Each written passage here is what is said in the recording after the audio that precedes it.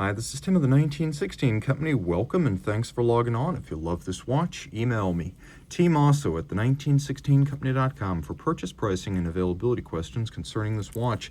And this watch is the Patek Philippe 5270J-001.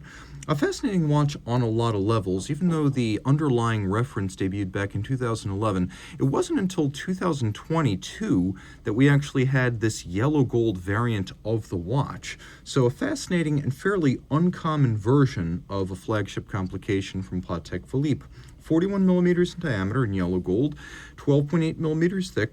It is 49.5 millimeters from lug to lug with a 21 millimeter spacing between the lugs. My wrist is 16 centimeters in circumference. You get a sense of how the watch wears. I think it wears fine on a wrist of 16 centimeters. I do think maybe if your wrist is much smaller than mine, you might want to look for a 5970, but that's just my advice. You might think 15 centimeters works fine. Let's take a look down the barrel so you can see how much clearance I have. Keep in mind the strap is not broken in. It's still fairly stiff. It's compressing my wrist. No real issues with the cuff. It'll fit underneath the sleeve. Strap is a Patek Philippe strap, calf on the bottom, no crimping, no gouging, large rectangular scale, alligator leather on the top, or as Patek calls it, square scale. I don't know, that's a rectangle to me. But it is thick cut. You can see the layers of leather are substantial. It's sheer cut. It's lacquered for refinement. It's sort of a medium brown with a semi-gloss finish and a monotone stitch. And then we'll roll over to the clasp, which is single fold, friction fit. It's got a snap shut action due to the presence of a radial spring right here, and then a Calatrava Cross on the buckle, which is the logo of the company. You will also find it on the crown. We have these vintage-inspired rectangular pushers and a push-down crown, 30 meters water resistance with splash and rain exposure, but no more.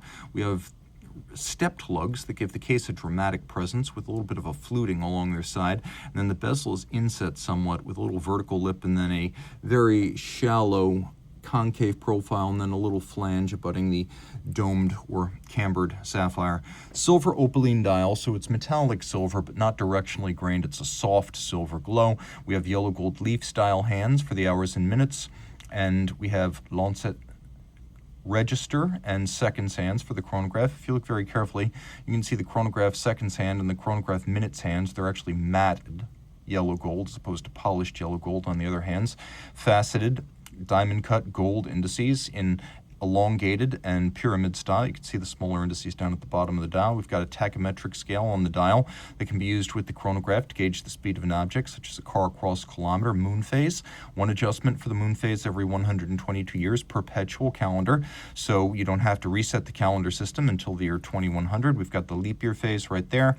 We've got our date, we've got our moon phase, we've got our day, we've got our month, and then a day-night indicator. And that little indicator will keep track of whether you're looking, for example, at 9 in the morning or 9 in the evening. And so because the little aperture is now white, that means this is 9 in the morning. So you don't have to worry about the setting danger zone when you're not supposed to use the calendar correctors. Keep an eye on that little indicator. Turn it all over. We've got caliber 29.535 PSQ, Petit Second Quantième, 33 joules, 6-position adjustment, overcoil hairspring, 4 hertz beat rate. It does have stop seconds, column wheel, lateral clutch, instantaneous jumping minutes. A lot to love here aesthetically. You can see we've got beveling on the sides of the steel chronograph components, primarily with satin on their tops. All screw heads blackened with their slots and circumference chamfered. We have a black polished and capped column wheel right here, and that is a Geneva tradition. Column wheel feel is excellent. Lateral clutch, of course, for traditional reasons of beauty. A large-scale movement that nicely fills this case back. You can see the overcoil hairspring. Two things that are a little bit more upscale at Patek Philippe. It takes a higher level of Patek Philippe watchmaker to work with a lateral clutch chronograph and a metal overcoil hairspring because of the greater amount of finesse and experience necessary, whereas the vertical clutches and the silicone hairsprings, those are accessible to a much lower level of watchmaker. We have these little golden chaton-style cups inside the chronograph clutch, and if you look really carefully, you can see the center wheel, the intermediate driving wheel, and then the primary wheel operating off the fourth wheel of the movement. Each one has a different tooth cut, and that's kind of how chronographs work. We have the pawl and the pawl wheel for the instantaneous minute jumper. We have beveling on the edges of the brass bridges. We also have stripes across the bridges, and then you can see we have engine turning in several sizes on the base plate. Lots to love. Reach out to Team Mosso at the1916company.com for purchase and pricing details.